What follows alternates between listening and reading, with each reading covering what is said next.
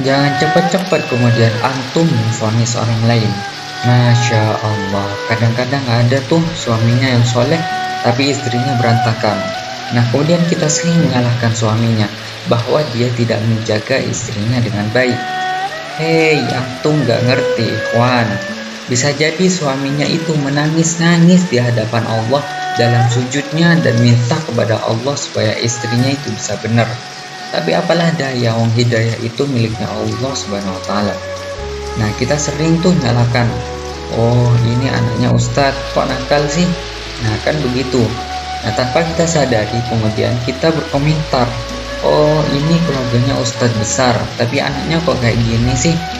Nah, ikhwan, janganlah mencari kesalahan mereka, karena mungkin ustadznya itu sudah mandi darah tiap hari untuk meminta kepada Allah Subhanahu wa taala supaya anaknya bisa benar dan ikut jalan dia.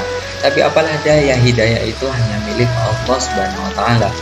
Wala tajassasu, dan janganlah engkau mencari kesalahan orang lain. Kenapa? Karena yang namanya kesalahan ini tidak usah dicari. Gak usah dicari aja udah ketemu kok. Apalagi nanti dicari malah makin ketemu nanti kesalahannya. Maka dari itu manusia, yang namanya manusia itu pasti punya kesalahan. Justru jika tidak ada kesalahan, kita patut curiga nih, sebenarnya dia itu manusia atau malaikat sih, kan gitu. Nah, maka janganlah antum sekalian mencari-cari atau mengkorek-korek kesalahan ke sana sini.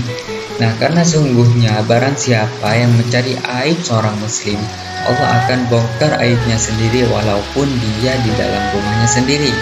Nah, kata Nabi, jika ada orang yang seperti ini, berarti dia adalah orang yang baru beriman dengan lisannya saja, belum juga beriman dengan hatinya. Jadi bisa dipastikan level imannya itu sangat rendah. Nah, seperti itu. Dan yang perlu diingat, bahwa seburuk-buruknya manusia, yaitu adalah manusia yang mengurusi aib orang lain atau kesalahan orang lain. Nah, diibaratkan juga orang yang seperti ini adalah seperti halnya lalat yang selalu mencari tempat yang kotor. Kemudian ketika antum mencari kesalahan seseorang, maka hilanglah rasa hormat antum kepada orang itu.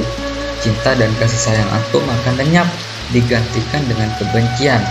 Oleh karena itu, mencari-cari kesalahan orang lain itu merupakan suatu hal yang sangat buruk dan sangat dilarang dalam agama. Wala tajassasu, janganlah kalian mencari kesalahan orang lain. Wala yaghtab ba'dukum ba'da, dan janganlah diantara kalian menggunjing sebagian yang lain.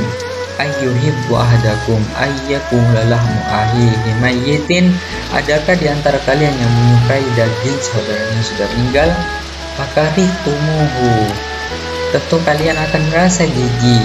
Wa taqula innallaha tawwabur rahim, dan bertakwalah kepada Allah, karena sesungguhnya Allah yang Maha menerima taubat lagi Maha penyayang.